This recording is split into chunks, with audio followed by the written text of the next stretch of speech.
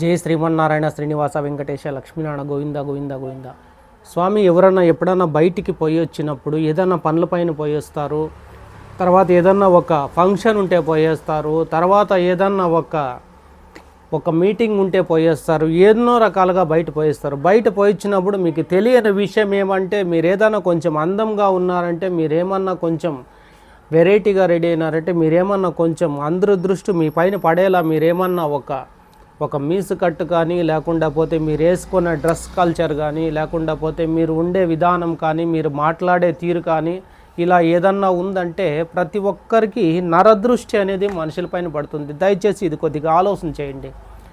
నరదృష్టి అంటే ఏమి? నరదృష్టి అంటే ఏమి? ఆ నరదృష్టి అంటే మనిషి చూసి అబ్బా ఏమి ఇంత బాగున్నాడు, ఏమి వీడు ఇంత అధ్వానంగా ఉన్నాడు, మిమ్మల్ని పొగిడినా, మిమ్మల్ని ఏమన్నా గౌరవంగా మిమ్మల్ని ఏమన్నా ఇది చేసినా పొగిడినా ఏం చేసినా కూడా ఒక 100 మంది ఉండే మనుషులు ఒక్కరిపైన దృష్టి పడిందంటే దాన్ని మానవుల దీంట్లో ఏమంటారంటే నరదృష్టి అంటారు. ఆ నరదృష్టి రాకుండా ఉండేదానికోసము మనం ఏం చేయాలంటే, ఇప్పుడు ఇంట్లోకి పోతాం కదా, చాలామంది ఏం పొరపాటు చేస్తున్నారంటే, కొంచెం బాగుండే వాళ్ళు షూలు వేసుకొని బయటంతా తిరిగి షూ వేసుకొని అట్లే ఇంట్లోకి వెళ్ళిపోతారు. ఒక పాయింట్. రెండో విషయం, కొంతమంది బయట చెప్పులు ఇడిచిపెట్టి లోపల రూమ్లో కాలు కడుక్కుంటారు. రెండో విషయం. ఇట్లా అనేక రకాలైనటువంటి ఇది మీకు తెలుసో తెలియకో ఇటువంటి పొరపాటు చేస్తూ అంటారు. దానికి నేనేమంటానంటే, దయచేసి చెప్పులు వేసుకొని కడపమాన దాటి లోపల పోకూడదు. ఇది ఉండే శాస్త్రం, ఉండే పద్ధతి, ఉండే సాంప్రదాయం. మనం ఏమి చేసినా కూడా మనం మనుషులే అవుతాము. ఏమి చేసినా కూడా కడపమాన ఒక తల్లి అవుతుంది మనకి. నువ్వు ఏదన్నా ఒక పూజ చేయాలన్నా, లేకోకుండా పోతే ఏదన్నా ఒక సాంప్రదాయం చేయాలన్నా, ఒక పెళ్లి కూతురు ఇంట్లోకి రావాలన్నా, పెళ్లి కొడుకు ఇంట్లోకి పోవాలన్నా, లేకుండా పోతే తల్లి ఒక ఒడిబియ్యం తీసుకొని బిడ్డ పోయేటప్పుడు కానీ ఏమన్నా కూడా కడపమానకి ముక్కొని పూజ చేసి వాళ్ళు బయలుదేరుతారు. ఆడబిడ్డ అనేవాళ్ళు కొద్దిగా ఆలోచన చేయండి. అంటే కడపమానకు పూజ చేసి బయలుదేరుతారు. ఒక విషయం.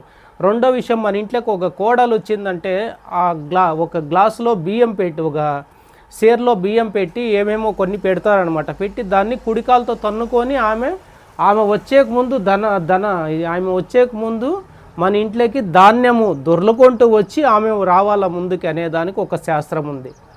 తర్వాత ఒక అల్లుడు ఇంట్లోకి రావాలంటే కూడా అక్కడ కూడా ఒక సేర్లో బియ్యం పెట్టి కుడికాలతో తొంతే ఆ సేరులో ఆ బియ్యం అన్నీ పడిన తర్వాత తను కుడికాలు పెట్టి వస్తాడంటే, తను వచ్చే ముందు ఒక మంచి యోగం ఉండాల, వచ్చే ముందు మన ఇంటికి మంచిది ఉండాలని ఒక సాంప్రదాయం అంటూ ప్రతిదానికి ఉంటుంది.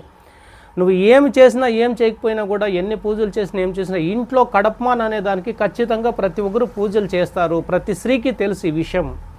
కాకుండా పోతే వాళ్ళు పురుషులకి కొంచెం చెప్పులేకోకుండా పోతుంటారు. ఒక విషయం. రెండో విషయం ఏమంటే, బాగా చదువుకున్న వాళ్ళు, బాగా జరిగే వాళ్ళు ఏమనుకుంటారంటే, ఇవన్నీ ఎవరు పాటిస్తారులే, ఇదంతా ఏముంది అనుకుంటారు. కాకుండా పోతే మీరు ఏం పాటిస్తున్నారో ఏం లేదో నాకు తెలియదు, కానీ మీరు మామూలుగా ఇట్లా చేసేటప్పుడు అభిషేకనాలు ఏమన్నా జరిగినప్పుడు మీరు ఏదో విషయం నుంచి అభిషేకనం జరిగిందిలే, ఆరోగ్యం బాగలేకుండా ఏమో అయిపోయిందిలే, మేమేదో చేసిన దానికి ఆర్థికంగా మాకు ఇబ్బందులు వచ్చినాయిలే, ఇట్లా ఆలోచిస్తారు. కానీ మీరు కొన్ని చేసేటివి నేనేమంటానంటే, తల్లికి ఇచ్చే గౌరవం తల్లికి ఎలా, దేవునికి ఇచ్చే గౌరవం దేవునికి ఎలా, ఇంటికి ఉన్న సాంప్రదాయాలు ఇంటికి ఖచ్చితంగా ఉండాలా.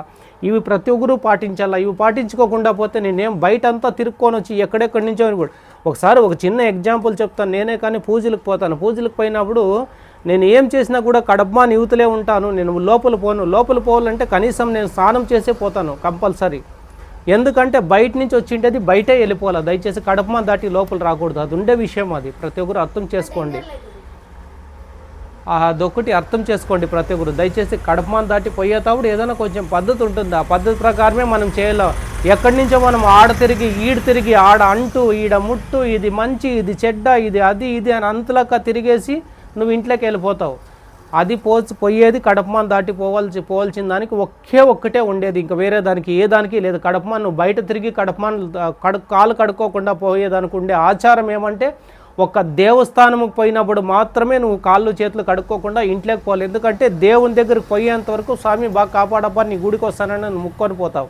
నువ్వు పోయినప్పుడు ఏం చేస్తాడంటే, స్వామి దగ్గరకు వచ్చేంత వరకు అది నీ బాధ్యత. స్వామి దగ్గరికి పోయిన తర్వాత, స్వామిని పూజించిన తర్వాత ఆయనకు అంతా నువ్వు అన్ని కార్యాలు చేసేసి స్వామి బాగా కాపాడప్ప అని చెప్పిన తర్వాత ఆ మహానుభావుడు నిన్ను ఇంటి చేర్చేంత వరకు తను వెనకంటే ఉంటాడు. ఏమన్నా హెచ్చు తక్కువ ఏదైనా ఒక ఇబ్బంది జరిగిందంటే మనలో ఏదో ఒక లోపం ఉంటుంది, మనం ఏదో ఒక తప్పు చేసి ఉంటాం. దాన్ని మర్చిపోయేసి నేను గుడికి పోయి ఇచ్చిందని కూడా ఇట్లా అయిపోయినాడు అనేసి దయచేసి అనుకోవద్దండి. కొంచెం మీకు మీరే క్యాలిక్యులేట్ చేసుకోండి. వేరే లైఫ్లో ప్రతి ఒక్క విషయానికి థర్డ్ పర్సన్ వచ్చి మనకు చెప్తే మనం తెలుసుకున్నాం అనే విషయాన్ని కొంచెం ఆలోచన చేయడం, దానికి దూరం పెట్టుకోండి. మనకు మేమే అర్థం చేసుకోవాలి. నేను ఎందుకు ప్రతి వీడియో చేశానంటే మీ మైండ్కి మీకే పని పెడతాను, కానీ నేను చెప్పిందే పాటించండి అనేది మాత్రం లేదు. ఎందుకంటే నేను ప్రతిదానికి ఒక ఇది చెప్తాను. దానికే భగవద్గీత చూడండి, రామాయణం చూడండి, మహాభారతం చూడండి, కొన్ని సాంప్రదాయాలు తెలుసుకోండి. మన హిందూ సాంప్రదాయం ఏముంటుంది, తల్లిదండ్రులు విలువ, ప్రతి దాని గురించి ఎందుకు చెప్తానంటే నేను ఇదే మీకు మీరే తెలుసుకునేలా నేను ప్రతి ఒక్కటి చెప్తాను. కానీ నా వెనకంటే వచ్చి నన్ను ఫాలో చేయండి అని దయచేసి చెప్పను. ఎందుకంటే మీరు మర్చిపోయిండారు. ఇప్పుడు ఏం చెప్తుంది, ప్రతి విషయంలో మన ఇంట్లో ఉండేదే మనం మర్చిపోతాం, మన ఇంట్లో ఉండే మంచిగా మనం మర్చిపోతాం, మన ఇంట్లో ఉండే తల్లిదండ్రుల విలువే మనం మర్చిపోతాం, మన ఇంట్లో ఉండే దేవుణ్ణే మనం మర్చిపోతాం. దీని గురించి నేను చెప్తాను. ప్రతి ఒక్కరూ ఏదన్నా చేయాలంటే చేసే ముందు వచ్చే ముందు ప్రతి ఒక్కదానికి ఒక సాంప్రదాయం ఉంది, దానికి ఒక పద్ధతి ఉంది, దానికి ఒక ఇది ఉంది. దానికోసం ఒక దేవస్థానం పోతే మాత్రమే నువ్వు కాలు కడుక్కోకుండా ఇంట్లోకి రావాలి. కానీ బయట నువ్వు ఏమిటికి పోయినా ఎక్కడికి పోయినా చెప్పులు అనేవి బయట ఉండాలి, చెప్పులు మాత్రం ఇంట్లోకి పోకూడదు. Number 1 point. నంబర్ 2, నువ్వు ఎక్కడ తిరిగినా ఏం తిరిగినా కూడా దిష్టి కంపల్సరీ అవుతుంది.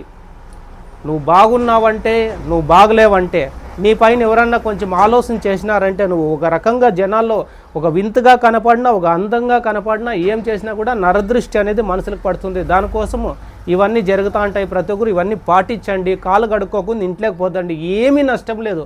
మన కుటుంబం బాగుంటే నువ్వు ఎంత సంపాదించినా, ఎంత సంపాదించుకోకుండా ఉండే దాంట్లో సర్దుకొని పోవచ్చు. నీకు ఏమీ లేకోకున్నప్పుడు నువ్వు బాగా సంపాదించి పెట్టుకుంటే ఉండేదంతా ఒక పక్క నుంచి ఐస్ గడ్డ నుంచి కరిగిపోతా ఉంటుంది. ప్రయోజనం ఏమొచ్చా? లేకుని పోకుని కష్టాలు వస్తాయి. ప్రయోజనం ఏమొచ్చా?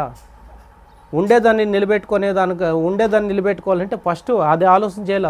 సంపాదించే దాని గురించి మళ్ళీ ఆలోచన చేయాలి. ఉండేదాని గురించి నిలబెట్టుకోవాలంటే కొన్ని పద్ధతులు, కొన్ని సాంప్రదాయాలు కొన్ని ఉన్నాయి.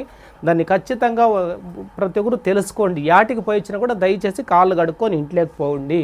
నువ్వు ఎన్నిసార్లు తిరిగినా అన్నిసార్లు కాళ్ళు కడుక్కొని ఇంట్లోకి పోండి. అదొకటి ఖచ్చితంగా గుర్తించండి. చెప్పులు వేసుకొని మాత్రం ఎట్టి పరిస్థితుల్లో కడపమాన్ దాటి ఇంట్లోకి పోవద్దండి. కడపమాన్ దాటేది ఒకటే, కన్న తల్లిని దాటేది ఒకటే. కొంచెం అర్థం చేసుకోండి. అంతకంటే నేనేం చెప్పలేను. ప్రతి ఒక్కరు అర్థం చేసుకోండి. నాగరాజు దాసప్ప హిందూపూర్ శ్రీకంఠపూర్ యూట్యూబ్ ఛానల్ ప్రతి ఒక్కరు అర్థం చేసుకోండి. చెప్పేది నా బాధ్యత, పాటించేది పాటించుకుండేది అది మీ బాధ్యత. నచ్చితే మాత్రమే లైక్ చేయండి, కాకుండా పోతే ఛానల్ మాత్రం సబ్స్క్రైబ్ చేసుకోండి. ఎందుకంటే నేను 100 చెప్తే కనీసం దీంట్లో మీకు ఒక 50 వరకన్నా యూజ్ అవుతాయి అనేది మాత్రం నాకు చాలా నమ్మకంగా ఉంటుంది. 100 వీడియోలకు గాను మీకు 50 వీడియోలన్నా మీ జీవితంలో ఎక్కడో ఒక్కడ ఇంపార్టెంట్ ఉంటాయి. ప్రతి వీడియో కూడా నేనేం చెప్తానంటే స్టార్టింగ్లో నుంచి లాస్ట్ వరకు ఖచ్చితంగా చూడాలంటే మీకు సంబంధించిన పాయింట్ నేను చెప్పి ఒక హెడ్లైన్ ఒకటి పెట్టింటాను. కాకుండా పోతే అదంతా చెప్తా అంటే మీకు సంబంధించిన విషయం ఎక్కడో ఒక దగ్గర ఉంటుంది. కాబట్టి ప్రతి ఒక్కరు ఆలోచించండి, ప్రతి ఒక్కరు పాటించండి. జై శ్రీమన్నారాయణ శ్రీనివాస లక్ష్మీ అఖిలాండ కోటి బ్రహ్మణ అనేక గోవింద గోవింద గోవింద.